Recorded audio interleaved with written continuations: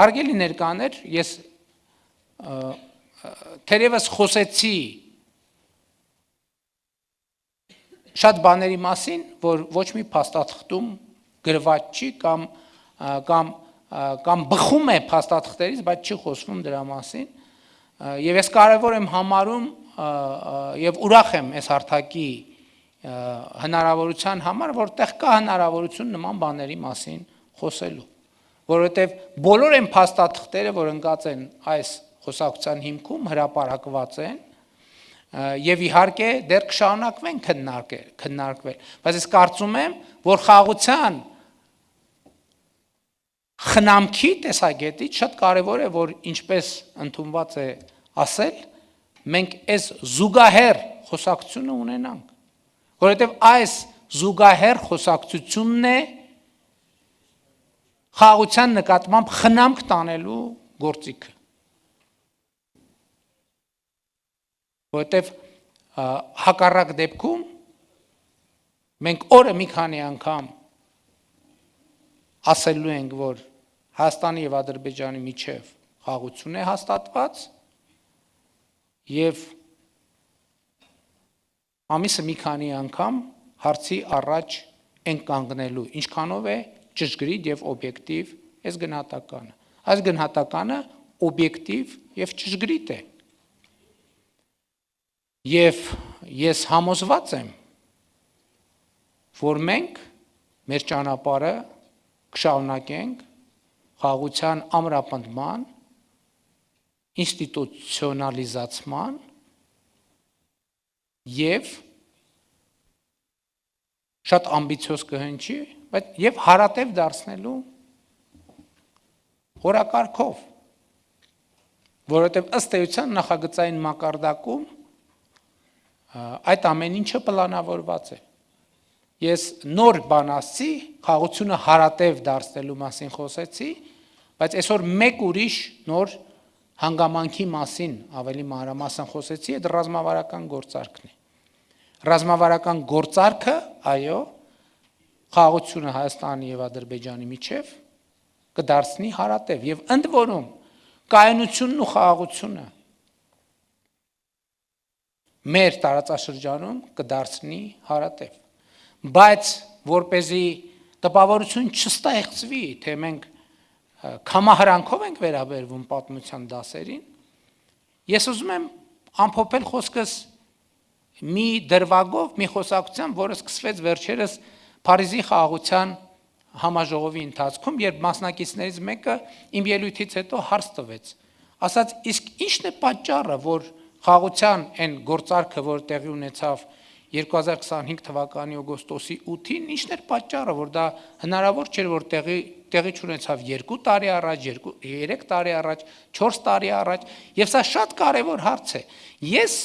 անկեղծ ասացի, որ կարող եմ խոսել իմ տպավորությունների մասին, ընդ որում տպավորությունների, որովհետեւ այս հարցին վերլուծական քննական մակարդակում անդրադառնալու առիթ չի եղել, իսկ իմ տպավորությունը հետեւյալն է, որ այնուամենայնիվ մենք պատմությանը, այդ թվում նախորդ դարի պատմությունը դիտարկելով կարձանագրենք հետեւյալը, որ Հայաստանը եւ Ադրբեջանը, ընդ որում երկու դեպքում էլ նույնը Վրաստանը առաջին անգամ ունեցան հանրապետություններ, այսինքն անկախություն հռչակեցին եւ անկախ պետություն հռչակվեցին, ընդամենը օրերի ընթացքում 2018 թվականի մայիսի ներողություն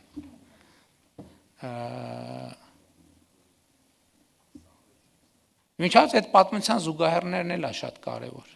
որովհետև 1918-ից 25 թվականը եւ 2018-ից 25 թվականը։ Շատ 18 թվականին օրինակ շատ մեծ էր հավանականությունը, որ մենք կգնանք պատմության վերարտադրության ճանապարհով։ Ուղղակի մեխանիկական վերարտադրության ճանապարհով։ Եվ այստեղ է նրբությունը, որ մի X պահի X ձևով, երբեմն ինտուիտիվ, երբեմն չպլանավորված, ստացվեց, որ մենք պատմությունը ուղակի վերարտադրելու փոխարեն նոր պատմություն ստեղծեցինք եւ նոր պատմություն ենք ստեղծում, բայց վերադառնալով 1918 թվականին 3 հարավկովկասյան երկրները ընդամենը օրերի ընթացքում մայիսի վերջին 10-օրյակում օրերի ընթացքում ստացան անկախություն 20 թվականին ամիսների ընթացքում կորցրին անկախությունը Ինչ կապ ունի սա 2025 թվականի իրադարձությունների հետ։ Իսկ կապը ելի եմ ասում, սա ինտուիտիվ գուցե։ Դեռ պետք է քննել։ Իսկ կապը նրանում է, որ երբեմն անսպասելի իրադարձությունները եւ դիտանկյունները մի հարց են դնում սեղանին։ Իսկ գուցե կամ հնարավոր է, որ հարավկովկասյան երկրների անկախությունների եւ անկախության կորուստների միջև ինչ որ ներքին տրամաբանական կապ կա։ Եթե սրան գումարենք, որ 1991 թվականին 3 երկրները իհարկե մի քիչ ավելի լայն համատեքստում, էլի ըստ էության միաժամանակ ստացան անկախություն։ Բայց եթե խորհրդային տրամաբանության մեջ ենք նայում, մենք կարող ենք հարավկովկասյան 3 երկրների պատմությունը անկախության 90-ականների զուգահեռել նախկին խորհրդային ուրիշ 3 հանրապետությունների պատմության հետ եւ խոսքը Մերձբալթյան հանրապետությունների պատմության մասին է ովքեր անկախությունից հետո կամ անկախության շրջանում առաջին բանը որ ասացին կամ կարողացան պայմանավորվել հետեւյալն է Եկեք չկենտրոնանանք պատմական հայրենիքի տրամաբանության եւ բանաձևի վրա, որովհետեւ մենք իրենք կկորցնենք մեր անկախությունը։ Եվ նրանք այս հիմքի վրա պայմանավորվեցին, հետո տարիներ, տասնամյակներ անց պարզվեց, որ դա չէ ամենակարևորը եւ ամենագլխավորը։ Եվ հիմա Մերձբալթյան երկրները ունեն բոլորովին ուրիշ հարաբերություններ, ունեն բոլորովին ուրիշ պատմություն, ունեն բոլորովին ուրիշ միջավայր։ Իհարկե մարտահրավերներ ունեն։ Խոսքը դրա մասին չէ։ Հարավային Կովկասում դա տեղի չունեցավ։ Էլի օբյեկտիվ եւ սուբյեկտիվ պատճառներով։ Բայց մենք հիմա կարող ենք դա անել արձանագրելով, որ մենք կարող ենք կենտրոնանալ մեր պետությունների, մեր պետականությունների, մեր անկախությունների, մեր ինքնիշխանությունների ամրապնդման վրա ելնելով են կանխավարկածից, որ դրանք պատմականորեն ունեն ինչ-որ ներքին փոխկապակցվածություններ, որոնք գուցե թե այդ պատմաբանները, որ զբաղվելու լինեն, կարծում եմ շատ լավ թեմա է, որ զբաղվեն, իսկ ինչ ներքին փոխկապակցվածություններ կան։ Եվ իմ պատասխանը էլի ինտուիտիվ, որովհետև այդ պահին հարցը հնչեց եւ հարցին պետք էր պատասխանել, ինտուիտիվ դա էր, հիմա հնարավոր դարձավ, որովհետև 2024 եւ 2025 թվականին գուցե թե մեր անկախություններին սպառնացող ընդհանուր վտանգները գուցե թե ավելի տեսանելի կամ ոչ թե ավելի, կամ գուցե թե վերջին տարիների համար առաջին անգամ տեսանելի դարձան։ Եվ կարող է պարզվի, որ սա ամենևին էլ երկրորդական գործոն չէր, որը ստեղծեց հնարավորություն, որ Հայաստանի եւ Ադրբեջանի միջև հաստատվի խաղաղություն։ Իհարկե, այս գործում Վաշինգտոնյան համաձայնությունների գործում մեծ եւ անգնահատելի է Միացյալ Նահանգների նախագահ Դոնալդ Տրամպի դերը, նրա անձնական մասնակցությունը եւ նրա անձնական ներգրավվածությունը, բայց այնուամենայնիվ ուզում եմ ընդգծել, որ նախորդող շրջանում մենք երկու շատ կարևոր ձեռքբերում ենք արձանագրել։ Առաջինը սահմանազատման հանձնաժողովների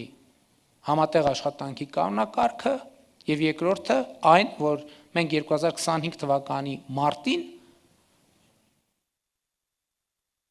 հասանք այն կետին, երբ հայտարարեցինք, որ խաղաղության համաձայնագրի նախագծի շուրջ բանակցությունները ավարտված են, խաղաղության համաձայնագրի նախագծի համաձայնեցմամբ։ Եվ հետևաբար, ամփոփելով խոսքս, ուզում եմ արձանագրել, որ սա օրգանիկ խաղաղություն է, որը ստեղծվել է, ձևավորվել է տարածաշրջանում, սա ներմուծված խաղաղություն չէ, սա մեր տարածաշրջանում Հայաստանի եւ Ադրբեջանի միջև համատեղ աշխատանքի արդյունք է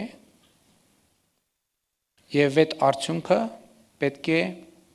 ամենօրյա խնամքի ենթարկվի եւ Հայաստանի Հանրապետության կառավարությունը եւ կառավարող մեծամասնությունը նվիրված են այս օրակարգին եւ մենք շարունակելու ենք առաջ ընթանալ այդ ռազմավարությամբ։ Շնորհակալ եմ։ Չմոռանաք հավանել տեսանյութը եւ բաժանորդագրվել Civic AM-ի YouTube-յան էջին։